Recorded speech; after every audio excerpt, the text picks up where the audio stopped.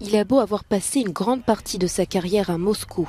Dans son village de Privolnoï, dans le sud de la Russie, le dernier dirigeant de l'Union soviétique a laissé une trace indélébile. Suite à sa mort le 30 août, les derniers camarades de Mikhaïl Gorbatchev vantent ses engagements dès son plus jeune âge.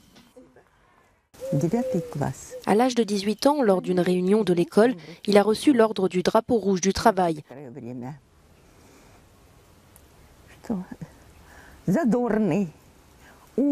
Enjoué, intelligent, cultivé, actif, il participait beaucoup pour notre école. Il participait aussi à des représentations artistiques.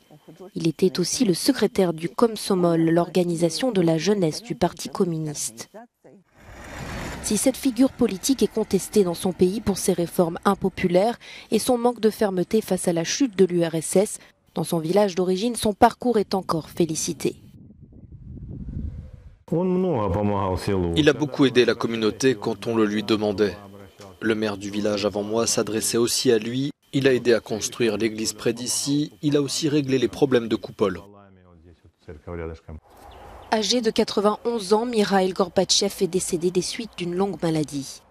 Ses funérailles dans la capitale russe samedi ont réuni des milliers de personnes, mais ont été remarquées pour l'absence du président Vladimir Poutine.